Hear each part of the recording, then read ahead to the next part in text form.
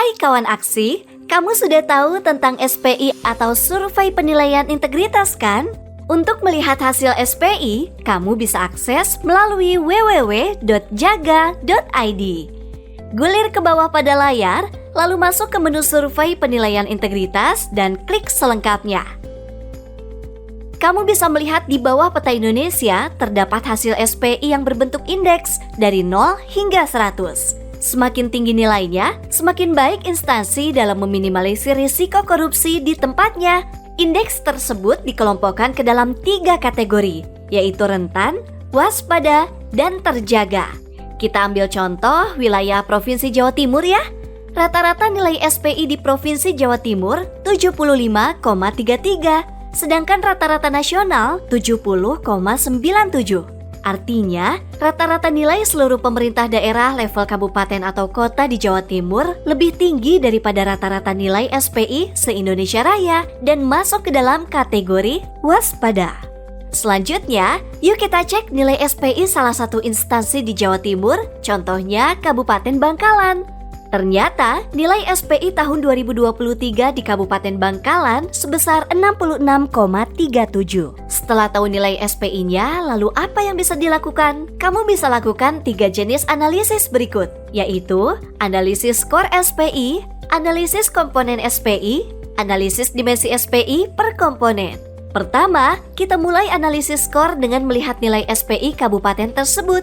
Cek apakah Kabupaten Bangkalan berada dalam kategori rentan, waspada, atau terjaga berdasarkan skor yang diberikan.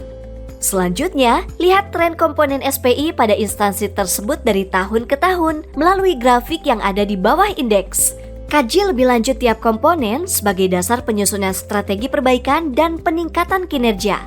Bagaimana caranya kita mengetahui bahwa sebuah instansi berada di atas atau di bawah skor rata-rata instansi lainnya? Untuk mencari nilai perbandingan antar instansi, bandingkan skor SPI di suatu instansi dengan instansi lainnya dengan karakteristik yang sama berdasarkan kategori anggaran maupun kesamaan lokasi instansi. Secara anggaran, SPI mengkategorikan instansi ke dalam 3 kategori anggaran, yaitu instansi dengan anggaran besar, sedang, dan kecil. Contohnya, Kabupaten Bangkalan di Provinsi Jawa Timur dengan anggaran besar dibandingkan dengan skor SPI dari provinsi dengan anggaran yang besar juga. Kamu juga bisa bandingkan 2 hasil secara bersamaan melalui fitur bandingkan. Setelah dibandingkan, simpulkan posisi skor SPI daerah tersebut. Apakah skornya berada di bawah atau di atas instansi lain? Jika skor SPI berada dalam zona merah dan atau berada di bawah instansi lain yang sejenis, hal ini menandakan bahwa terdapat permasalahan korupsi di instansi tersebut masih masif terjadi. Maka, diperlukan analisis lebih lanjut terhadap hasil SPI untuk mengetahui akar permasalahan yang merumuskan upaya pencegahan korupsi yang tepat. Selain analisis dari skor SPI-nya saja, kita bisa lanjut untuk melakukan analisis lebih dalam berdasarkan komponen SPI. Analisis komponen SPI dilakukan untuk mengetahui instansi mana yang perlu mendapatkan perhatian khusus atau sebagai fokus utama instansi dalam upaya pencegahan korupsi. Langkah pertama adalah evaluasi kecukupan dan sebaran responden SPI. Penting untuk memastikan bahwa responden mewakili seluruh unit kerja, terutama yang berisiko tinggi terhadap korupsi. Jika belum, maka perlu dilakukan 1. Perbaikan pelaksanaan SPI pada periode selanjutnya dengan mengikutsertakan unit kerja dengan tingkat risiko yang tinggi, serta menyediakan data responden internal dan eksternal yang cukup pada unit kerja tersebut. 2. Pengambilan keputusan akhir atas hasil survei ini harus dilakukan secara hati-hati, mengingat keterbatasan representasi data. Selanjutnya, tentukan nilai acuan. Nilai acuan ini adalah target skor yang ingin dicapai untuk masuk ke dalam kategori terjaga. Misalnya, sebuah instansi dengan skor 66,37 ingin meningkat menjadi 73, maka nilai acuannya adalah 73, sehingga perlu dilakukan upaya untuk meningkatkan skor menjadi 73. Dengan nilai acuan tersebut, analisis dimensi SPI difokuskan pada dimensi yang memiliki nilai di bawah nilai acuan. Kamu bisa fokus pada dimensi yang memiliki nilai di bawah nilai acuan instansi. Mari kita lihat dimensi apa saja yang mengisi tiap-tiap komponen SPI. A. Komponen internal. Komponen internal terdiri dari 7 dimensi. Dimensi-dimensi ini terbagi menjadi 2 kelompok, yaitu risiko korupsi dan upaya pencegahan korupsi. Mari kita perhatikan, jika nilai risiko korupsi rendah dan upaya pencegahan korupsi rendah, berarti potensi korupsi di instansi tersebut tinggi dan upaya pencegahan korupsi yang dilakukan di instansi tersebut masih sangat kurang. Jika nilai risiko korupsi tinggi tetapi upaya pencegahan bernilai rendah, berarti bahwa instansi memiliki pegawai dengan tingkat integritas yang baik, mengingat mereka tetap berperilaku anti korupsi di tengah upaya pencegahan korupsi yang tidak berjalan maksimal. Jika nilai risiko korupsi rendah tetapi nilai upaya pencegahan korupsi bernilai tinggi, berarti upaya pencegahan korupsi yang dilakukan oleh instansi belum berjalan efektif, sehingga perlu dilakukan perbaikan strategi dan mekanisme pencegahan korupsi. B.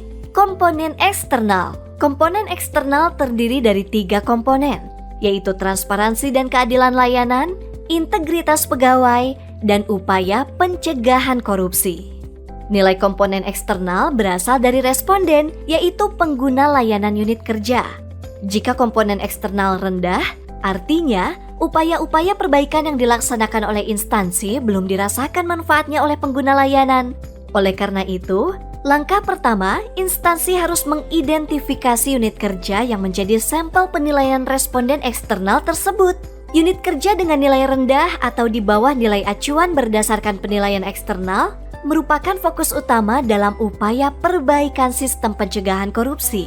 Selanjutnya, instansi menganalisis lebih dalam berdasarkan pertanyaan penyusun masing-masing dimensi.